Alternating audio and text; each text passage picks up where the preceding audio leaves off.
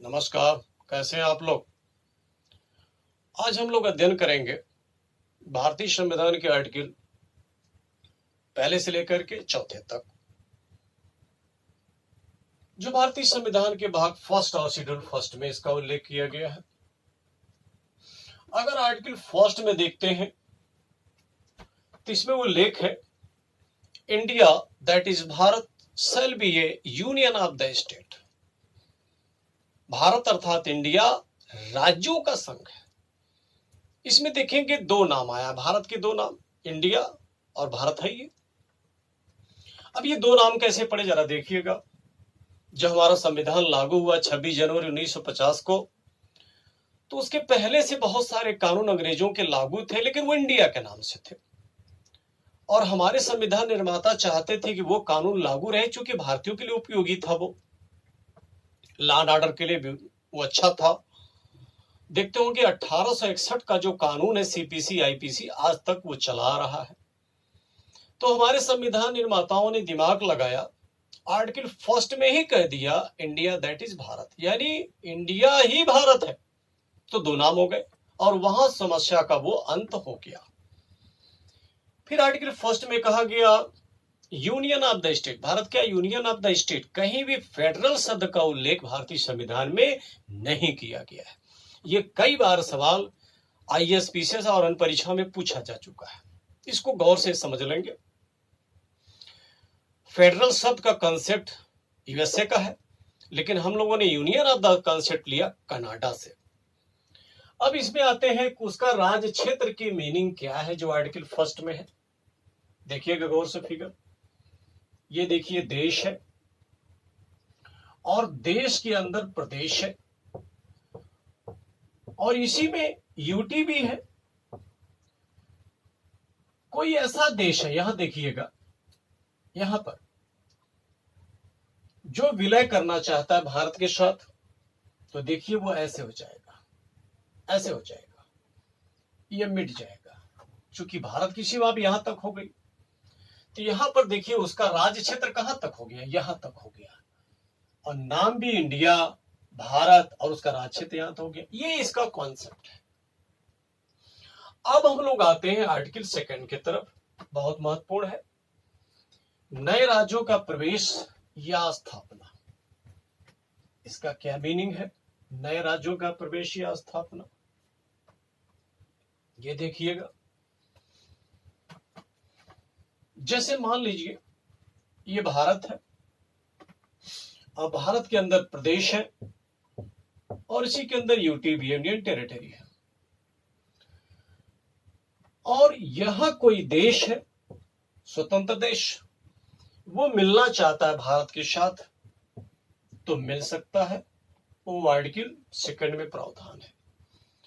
और संजोग बस आर्टिकल सेकंड में जो प्रावधान है वो इंटरनेशनल लॉ के तहत पूरे वर्ल्ड पर लागू होता है, हर देश के ऊपर लागू होता है। और हमारे यहाँ पर लागू है कि दुनिया का कोई भी देश, अगर दो देश है मिलना चाहते तो मिल सकते, किसी प्रकार का दिक्कत नहीं है। अब देखेंगे इसी के तहत अगर हम लोग देखें तो बहुत से क्षेत्र विलय भी किए हैं। हम लोग जानते हैं संविधान हमारा 1950 को लागू हुआ। 1950 के बाद बहुत सारे ऐसे बेल्ट थे, क्षेत्र थे, देश थे जो भारत में विलय किए। जैसे पांडिचेरी बाद में विलय होता है, गोवा भी बाद में विलय होता है, दमन दीव बाद में विलय होता है। आप सिक्किम ले लीजिए, सिक्किम एक देश था, आज वो प्रदेश है, वो भी विलय किया 1975 में। तो ये उसमें प्रावधान किया गया है। और देखिए क्या प्रावधान है, जैसे मान लेते हैं दुनिया का कोई भी देश, वो जो स्थल सीमा होती है वहां से 12 नॉटिकल मील तक उसकी सॉवरेंटी होती है। अब फिर यहां से 12 नॉटिकल मील तक, यानी मिला के 24 नॉटिकल मील तक वहां पर आर्थिक संसाधनों का, यानी खनिज संसाधनों का वो दोहन कर सकता है, किसी प्रकार कोई दिक्कत नहीं। ये इंटरनेशनल लॉ में अंतरराष्ट्रीय समझौते के तहत ही आता है। इस प्रकार के संयोग से मान लीजिए भारत है और ये समुद्री बेल्ट है, देखिएगा, और ये मान लेते हैं 12 नॉटिकल मील यहां तक है और ये पूरा का पूरा समुद्र है। संजोग बस भूकंप आता है, सुनामी, ऐसी कोई प्राकृतिक विपदा आती है और बहुत हलचल होता है, और उसी में क्या होता है, ये उठ जाता है, समुद्र से हिस्सा ऊपर उठ गया, टापू बन गया, एक द्वीप बन गया। अब देखिएगा, इस पर भारत का कब्जा तो रहेगा ही। एक तो 12 नाटिकल मील के अंदर आया है, संप्रभुता के अंदर है। एक और क्या प्रावधान है, अगर इसके बाद कोई देश नहीं आ रहा है तो चूंकि भारत की जो स्थल सीमा यहां हो गई, अब यहां से 12 नॉटिकल मील तक भारत की संप्रभुता हो जाएगी। लेकिन शर्त प्राकृतिक रूप से उबड़ा हुआ हो और बीच में कोई देश ना आए, तब ऐसा हो सकता है। चीन भी कुछ इसी तरह फायदा उठा रहा है। आप लोग जानते होंगे, पूरा अंतरराष्ट्रीय जगत में छाया हुआ है। चीन अकेले पूरी दुनिया को परेशान किया हुआ है। चीन क्या करता है, दक्षिण चीन सागर में जहां देखता है कि उथला है, यानी समुद्र ही है, तो वहां मिट्टी पाट कर, कंक्रीट पाट करके वो टापू बना दे रहा है। अब टापू बना दिया तो ये शर्त क्या हो जाती है, जो क्षेत्र उसका होगा वहां से 12 नाटिकल मील तक सॉवरेंटी हो जाएगी, और जो सीमा है वहां से 24 नाटिकल मील तक वो खनिज संसाधनों का दोहन कर सकता है। लेकिन याद रखेंगे, ये शर्त प्राकृतिक रूप से उभरा तब संभव है, जबकि चीन जो है क्या कर रहा है, वो आर्टिफिशियल बना रहा है, इसलिए अंतरराष्ट्रीय कानून उसके ऊपर लागू नहीं होता है। इसीलिए पूरी दुनिया वाले उसको घेर रहे हैं, ऐसा बदमाशी करता है। इसको जानते रहिएगा। और क्या प्रावधान है, जैसे मान ले कोई एक देश है, ये सटा हुआ है भारत से, पाकिस्तान ही मान लेते हैं, हम लोग को उदाहरण बढ़िया मिल जाता है पाकिस्तान। संजोग से भूकंप आ जाता है और ये पाकिस्तान का हिस्सा टूट करके इधर आ जाता है, इसमें आ गया, तो याद रखेंगे ये वाला हिस्सा आपकी पाकिस्तान का नहीं माना जाएगा। अब किसका माना जाएगा, ये भारत का हो जाएगा। ये भी देखिए। और भी क्या प्रावधान है, चाहे समुद्र हो चाहे कोई वीरान हो, भारत वाले जाके वहां बस जाएं और विश्व की उसमें कोई आपत्ति ना हो, तो वो भी हिस्सा भारत का हो जाएगा। हम लोग जानते हैं, अंटार्कटिका हो चाहे आर्कटिक हो, वहां जाके भारत के झंडा गाड़े हैं, उस पर दुनिया को आपत्ति नहीं है, जो चाहे जाके अपना गाड़ा दे। गाड़े हुए हैं बहुत से देश, भारत भी गाड़ा हुआ है। और क्या ऐसे प्रावधान है, बहुत पहले से भारत वाले कहीं रह रहे हो, चाहे टापू हो चाहे कहीं स्थान हो, रह रहे हो पहले से, तो ये भी भारत का हिस्सा हो जाएगा। तो इस प्रकार के जो प्रावधान है आर्टिकल 2 में किया गया है। अब आते हैं हम लोग आर्टिकल 3 में। नए राज्यों का निर्माण, सीमाओं तथा नामों में परिवर्तन कैसे होता है, इसको देखिएगा, गौर से समझिएगा।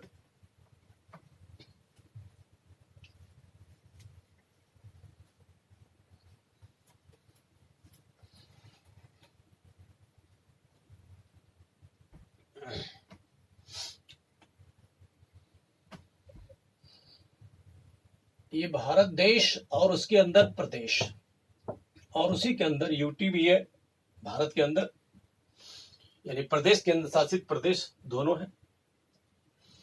मान ले किसी राज्य का सीमा बदलना है या किसी राज्य का नाम बदलना है, तो कैसे होगा ये देखिएगा। लोकसभा दिल्ली में है, राज्यसभा दिल्ली में है, राष्ट्रपति दिल्ली में है, तीनों को मिला दिया जाता है तो इसको संसद बोला जाता है, पार्लियामेंट बोला जाता है, और इसी को सेंट्रल लेजिस्लेटिव बोलते हैं, यानी केंद्रीय विधायिका बोलते हैं। सबसे पहले एक उदाहरण देखते हैं। मान लीजिए ये कोई राज्य है और इसको 2 राज्य या 4 राज्य में कन्वर्ट करना है, तो कैसे होगा इसको देखिएगा। उस राज्य की विधानसभा, विधान परिषद और गवर्नर, इसको बोला जाता है विधान मंडल, और इसी को प्रांतीय विधायिका भी बोला जाता है, प्रांतीय विधायिका भी बोलते हैं। ये देखिएगा, इस प्रदेश को 2 प्रदेश या 3 प्रदेश या 4 प्रदेश में कन्वर्ट करना, तो कैसे होगा। सबसे पहले राष्ट्रपति से अनुमति लेनी होगी कि हम विधेयक रख रहे हैं, एक राज्य से 2 राज्य या 3 राज्य हमको बनाना है।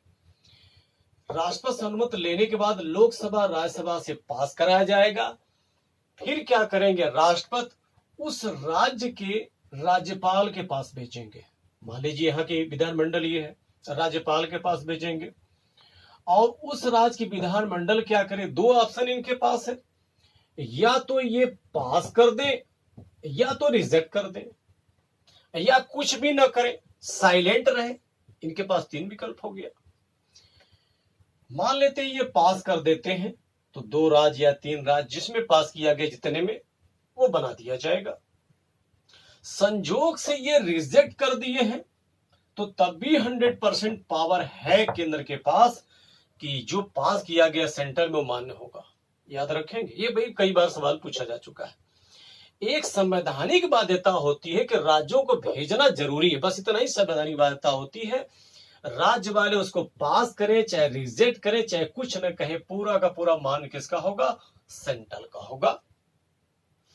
अब यह है कि राज्य वाले कितने महीने के अंदर पास करके भेजेंगे, देखिएगा संविधान में इसका उल्लेख नहीं है, सामान्यतः एक परंपरा बन गई है।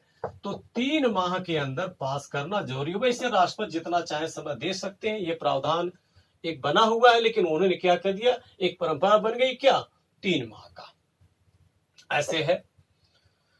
और देखिए मान लीजिए कि यहां पर हम ले लेते हैं, ये 2 राज्य हैं और 2 राज्य से 3 राज्य में कन्वर्ट करना है, तब क्या होगा, गौर समझिएगा। सबसे पहले राष्ट्रपति से रिकमेंडेशन लेंगे, फिर लोकसभा राज्यसभा से पास कराएंगे, फिर उन राज्यों को भेजेंगे। यहां 2 राज्य प्रभावित हो रहे हैं तो उन दोनों राज्यों के विधानमंडल के पास यानी दोनों राज्यों के राज्यपाल के पास भेजेंगे और वो राज्यपाल अपने यहाँ विधानमंडल से पास कराएंगे।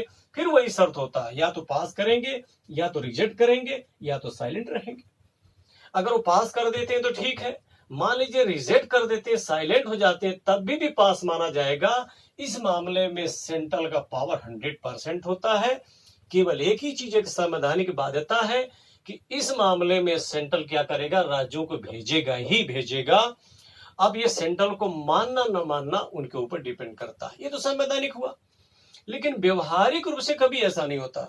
जब तक राज्य वाले नहीं चाहते हैं तब तक वो पास नहीं होता है।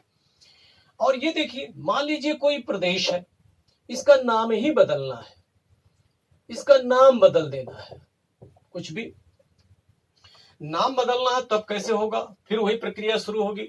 सबसे पहले सेंट्रल यानी राष्ट्रपति क्या करेंगे, रिकमेंडेशन लेंगे, लोकसभा राज्यसभा से पास कराएंगे, सेंटर से पास हो जाएगा। अब उस राज्य की विधानमंडल के पास भेजेंगे जिस राज्य का नाम बदलना, और राज्यों से कोई मतलब नहीं है। अब यह देखेंगे, अब वो क्या करेगा, उसके पास 3 ऑप्शन है, या तो पास करे या तो रिजेक्ट करे या साइलेंट रहे, ये तीनों ऑप्शन है। अब ये मानना न मानना सेंट्रल के ऊपर डिपेंड है, क्योंकि केवल एक ही बाध्यता है कि उस राज्य को भेजना जरूरी होता है। मानना न मानना सेंट्रल के ऊपर डिपेंड करता है। तो ये देखिए प्रावधान किया गया है। एक चीज और जान ले, कई बार सवाल पूछा गया है, मैं बता दूं, आर्टिकल 3 में जो भी संशोधन किया जाएगा ये संविधान संशोधन नहीं माना जाता है। याद रखिएगा, बहुत बार पूछा गया, संविधान संशोधन नहीं माना जाता है। ये देखिएगा, अनुच्छेद 3 में अगर काम किया गया है, इसका प्रयोग किया गया है, तो इसके तहत संविधान संशोधन नहीं माना जाता है। अब हम लोग आते हैं आर्टिकल 4 की तरफ।